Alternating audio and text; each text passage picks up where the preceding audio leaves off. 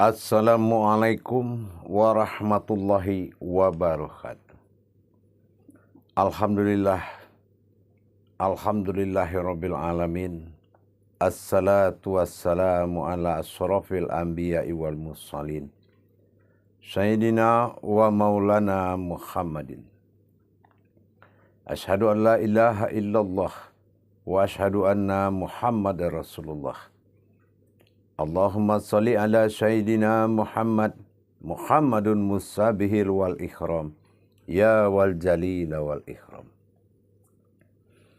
Allahumma salli wa sallim wa barik wa karim ahlazan nabil karim. Allahumma salli wa ballazi wa ata'an lazi min jamalika wa allazi min jalalika wa innahu fin kitabika. InsyaAllah. Alhamdulillahirabbil alamin. Segala puji syukur kita panjatkan kehadirat Allah Subhanahu wa taala atas limpahan karunia rahmah dan hidayahnya. Serta dengan izinnya juga kita dapat menjalankan segala perintahnya, beramal dan beribadah. Salam dan selawat tidak akan pernah kita lupakan. Marilah sama-sama kita panjatkan kepada junjungan kita Nabiul Akhirul Zaman, Rasulullah Muhammad sallallahu alaihi wasallam.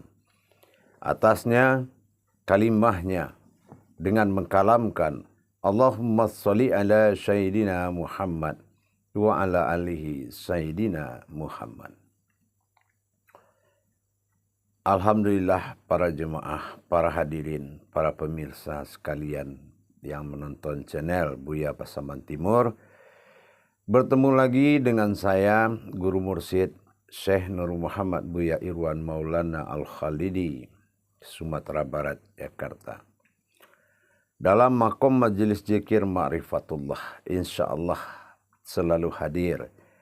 Dalam rangka meningkatkan iman dan takwa kita, tentunya kita meningkatkan pelajaran.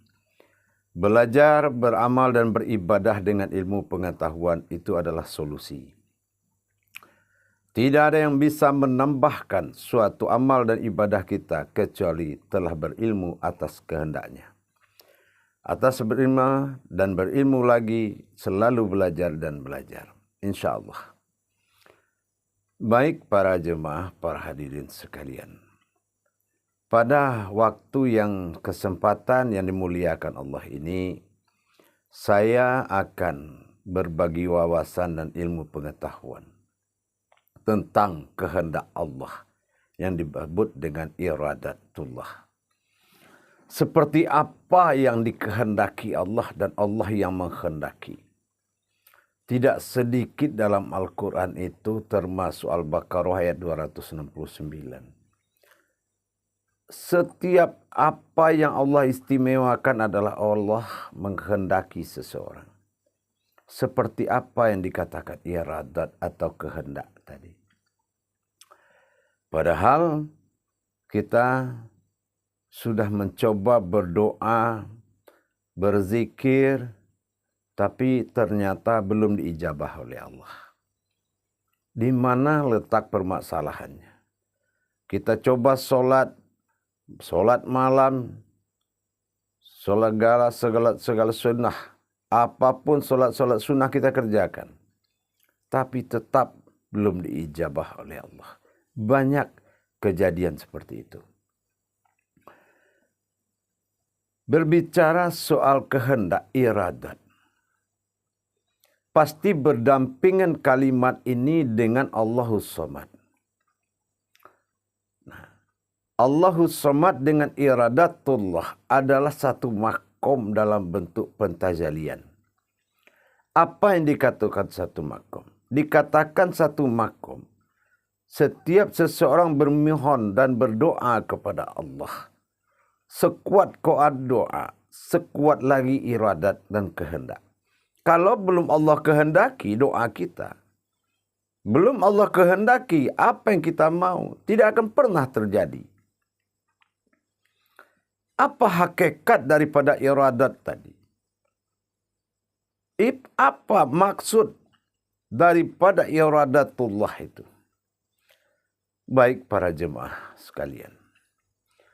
seperti kita pernah dengar, asal usul daripada iradat ini adalah dalam makom kaji usuluddin. Dalam makom kaji usuluddin, setelah Allah berkehendak kepada dirinya sendiri, maka dia jadikanlah wujud dalam sebuah wujud yang dinamakan sebuah wujud zat. Itu berasal dari kehendak Allah. Dengan Allah kehendaki, barulah terjadi sebuah zat. Yang mana zat ini lazim dikatakan dengan pada sifat aftar bernama Allah. Itu Tuhan ilah dalam kondisi badal. Di saat badalnya Tuhan belum bernamakan Allah, dengan kehendaknya, hasil dari kutsinya dengan batinnya, hasil pembicaraannya dengan batinnya, maka dia jadikanlah zat. Kenapa? Karena Allah ingin menjadi Tuhan. Maka Allah jadikanlah umat dan Allah ingin dipanggil dengan nama Allah. Nah, kita kembali meninjau daripada usuluddin itu. Dalam makom kaji iradatullah, iradat, satu kehendak. Di sini kita akan mencari apa dasarnya Allah menghendaki tempat berkehendak atau menghendaki kejadian sesuatu kejadian. Atau dikatakan apa dasarnya Allah berkehendak. Kenapa semua yang kita doakan tidak dikehendaki? Karena apa? Dalam tajali kaji terhadap wujud tadi, wujud ilah belum bernama Allah telah berkehendak kepada batin, maka dia jadikanlah zat pada dirinya yang disebut dengan rohaninya. Dia jadikanlah zat yang belum diasmakan. Nah, zat ini berkehendak. Atas datangnya kehendak Allah, maka dia meminta. Allahus Samad, Allahu aku Allah. Us-Samad, aku yang meminta. Nah, di sini Allahus Samad berarti adalah makomnya zat. Karena yang zat ini berasal dari iradatnya Allah. Dengan dia minta, Allahus Samad, Allah, aku Allah, Allahu Samad yang meminta. Kalau sudah aftar bagi sifat diri bernama Allah yang meminta kepada ilah Tuhan pada sifat wahid, semua akan terjadi. Kenapa? Kita lihat tinjau daripada kun fayakun daripada Yasin 82 yang pernah kita kaji.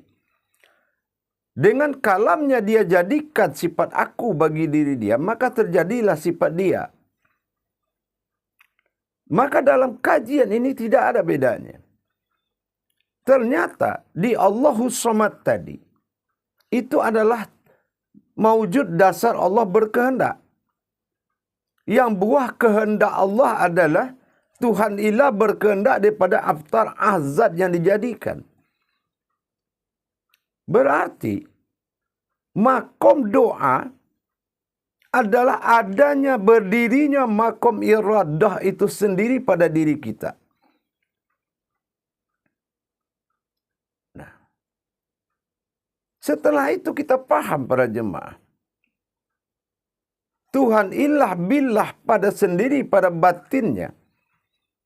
Dalam ketunggalan wahidnya dia jadikan sifat ahad daripada aftar bernama Allah. Itu yang dikatakan aku ingin dipanggil Allah. Maka Allah berasma di dalam salawatnya dengan Rasulullah. Muhammad Rasulullah. Allahumma sholli ala Sayyidina Muhammad. Ternyata Allah ingin dipanggil dengan nama Muhammad. Karena Allah diminta dipanggil dengan nama Muhammad, disitulah Muhammad mengajukan doa. Jadi rangkaian tajali dari kaji iradah tadi adalah rangkaian tauhid diri. Kalau kita ingin menjadi manusia yang dikehendaki Allah, maka kita harus mengkaji diri. Mana sifat zat diri bagi Muhammad.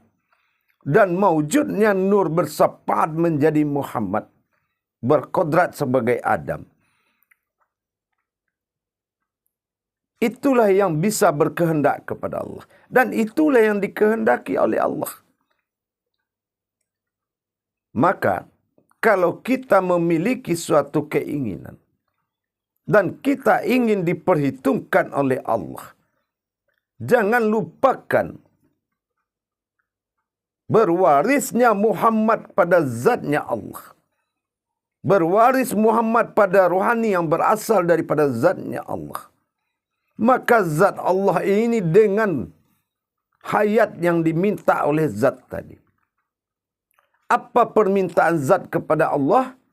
Kepada ilah bilah tunggal pada Usuluddin, aku ingin meminta kekuasaan.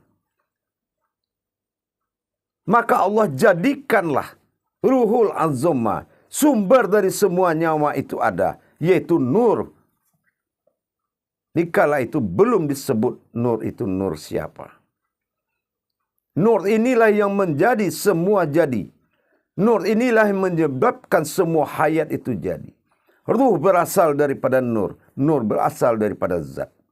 Zat berasal daripada batin. Jadi kalau hakikat, kodrat hakikat yang ada, yang beriradah kepada Allah, maka kita telah menyediakan tempat landasan doa itu turun. Tapi kalau makom doa itu, iradatnya Allah, iradahnya Allah itu belum ada di diri kita, belum memahami kalau jasad itu, rohaninya Muhammad itu adalah zatnya Allah. Zat yang disebut dengan nama Allah. Dan dimakomkan nurani itu sebagai ruhul, sumber hayat dan semua jadi, bermakom pada jasad bernama Adam. Kalau tidak, nurani yang meminta kepada rohani, rohani meminta kepada sir wahidnya, ilah billah tunggal. Tidak mungkin Allah bisa menghendaki. Untuk itu para jemaah, dikatakan dalam surat Al-Ikhlas. Apa dalam Al-Ikhlas? Allahu samad. Allahu, aku, Allah samad yang meminta. Sampai pada akhir dimakomkan kepada zahir bersifat Allah tempat meminta. Jadi tujulah zat itu dulu untuk mengajukan sebuah permohonan kepada ketunggalannya, billahnya, wujud batin yang ada di alam sukun pada diri kita sendiri. Disitulah baru datangnya iradah. Iradah ini adalah kekuasaan. Iradah ini adalah kehendak. Tapi bagaimanapun yang berkuasa itu juga iradah. Maka arti dari iradah itu ada dua. Pertama kehendak, yang kedua kekuasaan. Kalau alam kekuasaan Allah, alam kehendaknya Allah tidak mewujud dalam diri kita, tidak ada alasan doa itu bisa diterima. Pakai apa kita terima doa kalau tidak pakai kodratnya Allah? Kalau tidak berkodratkan diri kepada zatnya Allah, dibungkus oleh syafaat pada nuraninya Adam. Inilah kaji yang pernah kita sampaikan. Mengamalkan sifat diri fanafilah tadi. Karena berhubungan hasil daripada yang tidak berwujud tadi, maka dimaujudkanlah Adam. Itu makanya Adam jatuh kepada ilmu. Kodrat jatuh kepada billah pada batin. Iradat jatuh kepada zat pada kodrat Muhammad. Maka ilmu jatuh kepada kodrat Adam dalam bentuk kenyataan. Hasil dari perpaduan tajalinya batin zat dan nur tadi, maka terbentuklah yang dinamakan asmanya. Inilah kodratnya Adam. Tapi dalam rangka, makanya dikatakan diri sifat itu terbentuk dari kodrat, iradat dan ilmu. Maka pernah kita membahas cara berdoa itu ada 3. Pertama berhajat, itu melalui suara pakai mulut. Yang kedua, bermunajat. Munajat itu melalui amal zikir dengan kauniyah batin. Yang ketiga, beriradat. Iradat itu dengan melalui ilmu. Nah, sekarang kita akan mengkaji iradat. Sudah jelas iradat ini. Pertama dia jalur ilmu. Pertama dia sudah pasti menjadi jalur ilmu. Nah yang kedua, iradat ini kekuasaan. Apakah di diri kita, zat yang dijadikan oleh batin bilah tadi, sudah berkuasa menjadi diri yang sebenar-benar diri dalam diri? Apakah zat ini sudah menjadi penghulu daripada diri? Atau masih kodrat biasa? Apakah memang dia sudah menguasai? Karena dia akan berubah menjadi qudsi. Qudsi itu kekuasaan. Apakah dia sudah berkuasa? Kalau sekarang kita sebut dengan Rabb. Allahu ya Rabb. Rabb itu adalah zatnya Allah yang menguasai. Qul a'udzu birabbin nas. Katakanlah aku yang menguasaimu. Dengan cara apa? Malikin nas, dirikanlah aku. Ilahi nas, dan jadikan aku Tuhan. Itulah perkara batin tadi. Jadi jangan salahkan bentuk doa kita. Tapi doa ini sudah ada rentetannya dari dahulu. Dari batin bilah, saya ulang. Dengan kehendak Allah, dulu iradat daripada samad. Dengan kehendak Allah, maka dia jadikanlah zat. Karena Allah ingin menjadi Tuhan, dia jadikan umat. Umat daripada Tuhan ilah adalah zat Allah dalam asma. Itu yang kun fayakun. Jadi aku, maka jadilah dia. Setelah dia jadi, dia berkehendak. Apa yang dia kehendaki? Itulah Allahu Samad. Dialah yang pertama meminta. Makanya Allahu Samad. Dia yang pertama meminta. Apa yang dia minta adalah kekuasaan. Apa itu kekuasaan? Itulah nur. Itu yang menjadi kodratnya Adam. An-nur ini asal muasal semua ruh jadi. Otomatis ini ruhul azoma. Muhammad itu menjadi rahmatan fil alamin. Begitu para jemaah. Jadi dirikan dulu kodrat Allah itu. Mana iradatnya? Itulah landasan. Jadi orang yang hidup dengan diri, sifat dalam diri. Hidup dengan diri yang ada di dalam tubuh. Maka memelihara mewujudnya Muhammad yang berasal dari rongga zatnya Allah. Rasulullah itu zatnya Allah. Makanya dia dapat syafaat beliau. Karena dia adalah zatnya Allah. Allah bukan zat, tapi kita wajib meyakini adanya zat Allah. Itulah yang dikatakan nurullah. Nurullah itu adalah zatnya. Bukan cahaya, tapi zatnya. Nah, setelah zatnya jadi, dia minta kekuasaan. Maka lahirlah, dijadikanlah oleh Allah dengan kehendaknya. Dia jadikanlah nur atau hayat atau kehidupan. Ini yang dikodratkan kepada Adam, sumber daripada kehidupan, kodratnya. Yang dihibahkan oleh Muhammad. Dia hibahkan nurnya, dia jadikan dirinya zat nurnya, dia hibahkan menjadi kodratnya Adam. Itulah penghulu dari seluruh napas di dunia ini. Penghulu dari semua ruh di dunia ini. Maka dikatakan, jasad mencari ruh, ruh mencari nur, nur mencari zat, zat mencari batin, batin mencari sir, sir mencari wujud. Kita diwajibkan memahami 4 perkara dalam diri kita. Perkara wujud, perkara sir, perkara batin, dan perkara kolbi. Wujud, sir, batin, kolbi. Ini adalah kodrat yang sangat menentukan di dalam diri yang berhubungan dengan hakikat diri.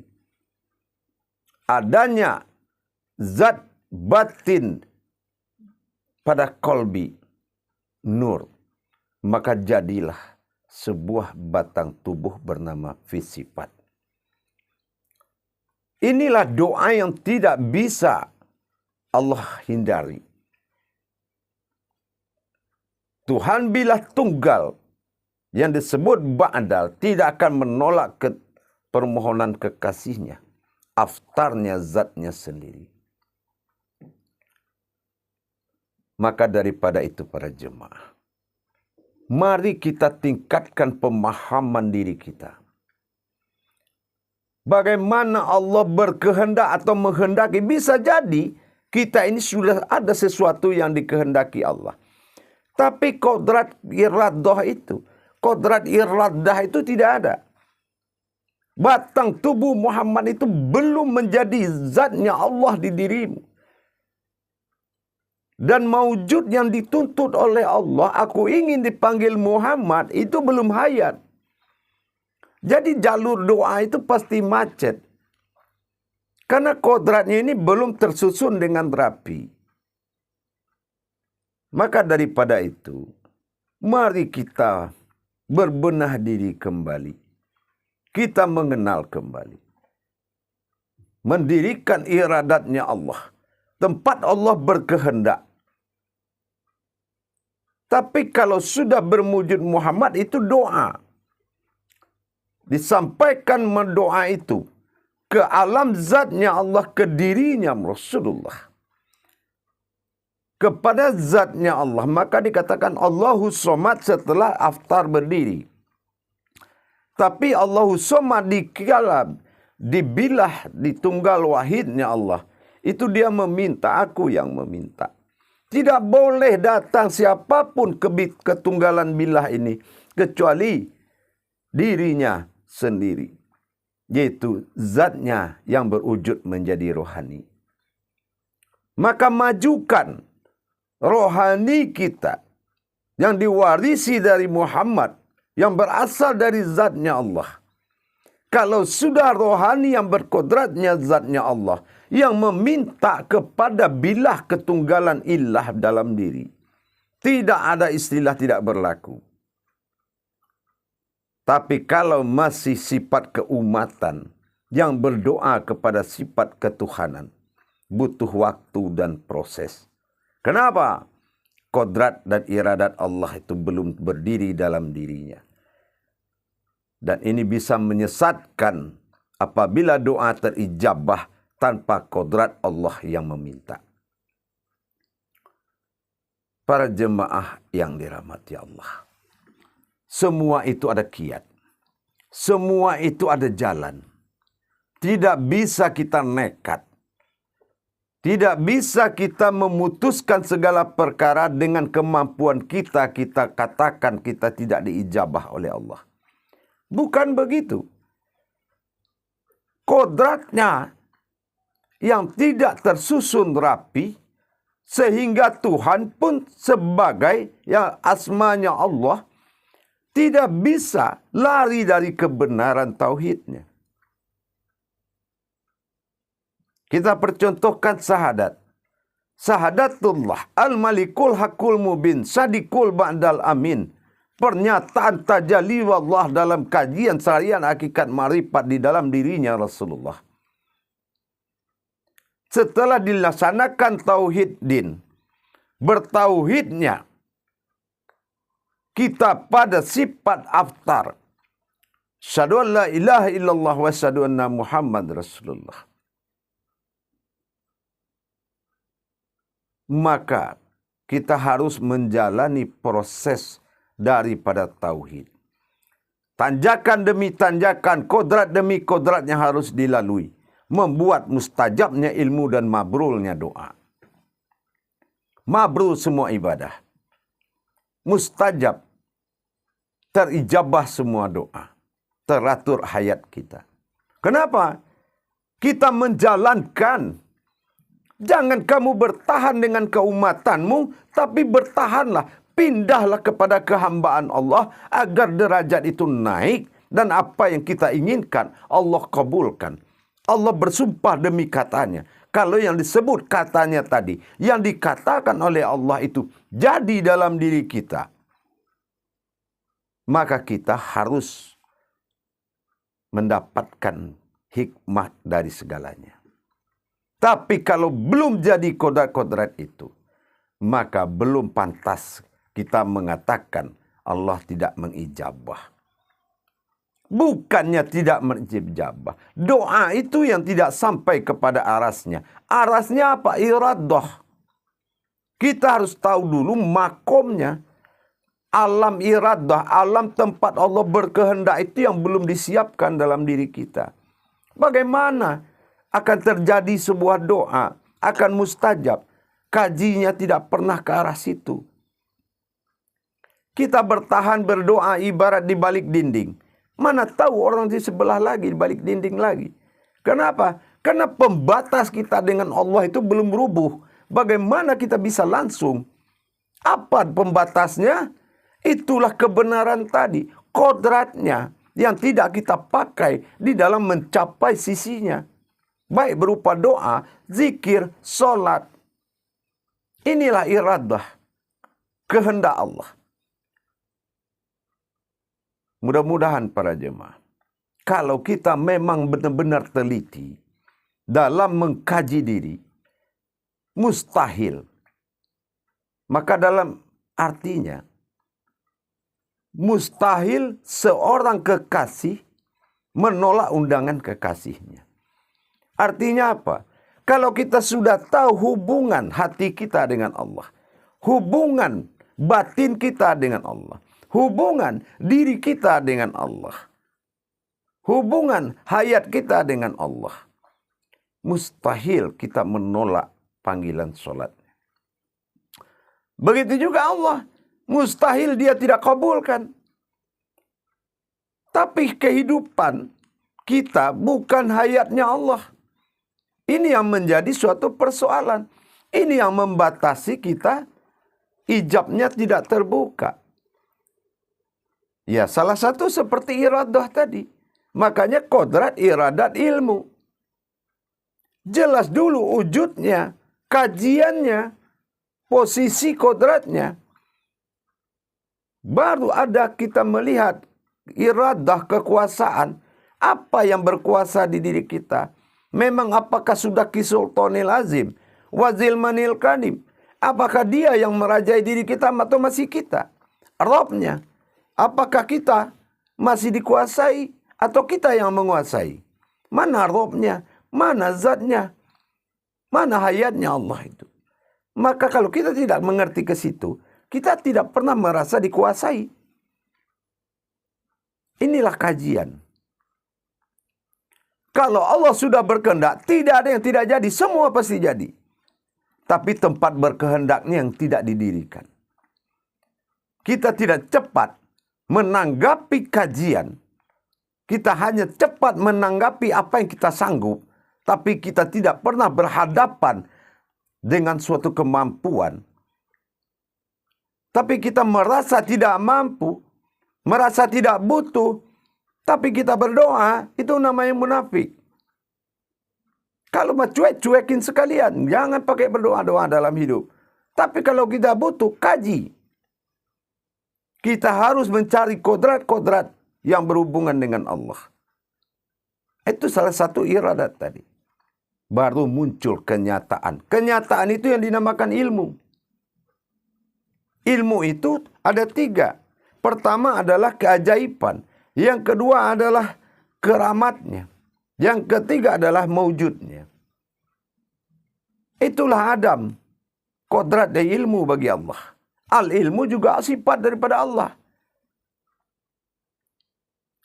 Mungkin lebih tepat kita pernah mengkaji alif pada Allah, alif pada Ahmad, alif pada Adam.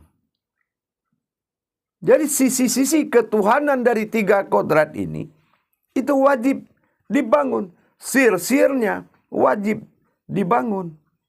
Apalagi kodratnya. Dan inilah gunanya hayatnya tadi. Kita harus hidup dalam hayatnya Allah. Itulah iradah.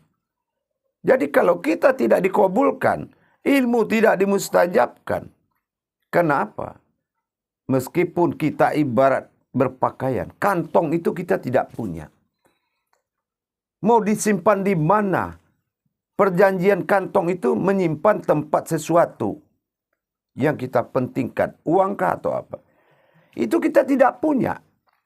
Tempat doa itu kita tidak punya. Iradatullah itu tidak terbangun.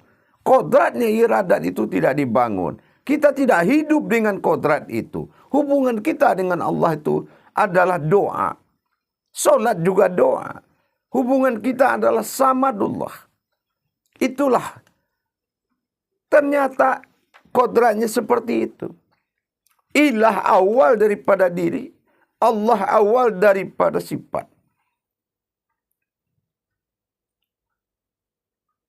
Ternyata aku ingin menjadi Tuhan, maka ku jadikanlah umat dan aku ingin dipanggil Allah. Dalam kodrat kursi, dalam kajian kodrat kursi Allah, sangat nyata. Tapi setelah itu terjadi, fayakun awaludin marifatullah. Masuk rumus ibadah. Setelah rumus ibadah masuk, aku Allah ingin panggil nangan Muhammad. Aku Allah ingin dipanggil dengan kata Muhammad. Kenapa? Rumusnya batin, saling menyembunyikan. Tidak ada yang terbuka, tidak yang menjadi aurat, semua ditutup dengan baik. Tapi itu jalur iman dan ilmu penutupnya. Menghayati kodrat Allah yang berasmakan Muhammad. Dari kerangka-kerangka Tuhan. Dinamakan Ahad atau Zat atau Allah. Alif lam lam ha. Berkerangka kepada Muhammad. Hayat dan nyata dalam hidup. Baik bergerak apapun yang kita lakukan. Af'alullah. Semua gerakan dia diperagakan oleh Muhammad. Berkodrat kepada Adam. Insya Allah alam iradat itu akan nyata. Dirikan alam iradat itu. Insya Allah. Pasti Allah kabulkan. Para jemaah yang dirahmati Allah. Mudah-mudahan dengan tayangan ini ada membawa keberkahan buat kita. Dengan adanya kita berbagi terus pengetahuan, ilmu. Insya Allah. Jangan lagi suuzon kepada Allah. Berhentilah. Allah itu maha benar dengan segala firman-Nya. Apa yang dikatakan maha benar? Apa yang dia katakan, baik dalam wahyu, baik dalam firman, baik dalam kauliyahnya, baik dalam munajatnya, baik dalam dalilnya, maha benar. Itu akan menjadi kebenaran, kenyataan yang benar. Jangan ragukan ayat Allah kalau kamu percaya kepada Allah. Untuk itu kajilah. Kenapa? Tauhid ilahiyah itu sifatnya hakikat. Pedomannya ada laum mahfuz pada Al-Quran. Tapi menjalankannya harus dengan hakikat yang nyata. Para jemaah yang dirahmati Allah. Kita cukup lama memakai jasad ini. Cukup lama kita memakai dunia ini. Sudah saatnya kita benar-benar mendirikan satu kiblat. Tauhid ilahiyah. Berkiblatlah kepada Allah perantara batinmu. Perantara kakat kekit Tuhan. Perantara semua hakikat Allah pada diri kita. Insya Allah. Fana'um fillah wal baqa'um fillah. Berdirilah, tetapkanlah diri yang fana itu, kata Allah. Itulah pesan Allah. Berdiri dan kekallah kamu di situ. Insya Allah selamat kamu. Jangan kamu menghindar dari kebenaran Allah. Insya Allah pasti semua akan terkabul. Makanya kita adakan pengkajian-pengkajian ini. Mengungkap kebenaran-kebenaran Allah. Biar tidak suuzon kalian kepada Allah. Biar nyata Allah itu lebih senang memberikan suatu hal yang nyata. Justru umatnya malah senang dengan kegoiban-kegoiban yang tidak nyata. Inilah yang menghalang hubungi tauhid kita. Yang menjadi penghalang kepada Allah. Salah memanai goib. Goib itu bukan tidak nyata. Goib itu adalah martabat yang tinggi. Goib itu adalah singgasananya Allah yang harus kita hargai di atas segalanya. Ingat, menjaga keumatan dan ketuhanan adalah wajib bagi diri kita. Demikian para jemaah yang bisa kita berbagi wawasan. Mudah-mudahan bermanfaat buat kita semuanya. Masuklah dalam rumus ilmu tauhid. Sesungguhnya kebenaran Allah itu ada pada dalilnya sendiri. Mana dalilnya? Itulah kalam-kalam para walinya. Insya Allah. Baik para jemaah, sampai ketemu di lain tayangan. Nanti kita belajar dan akan belajar terus. Akhirul kalam, wabillahi taufiq wal hidayah. Assalamualaikum warahmatullahi wabarakatuh.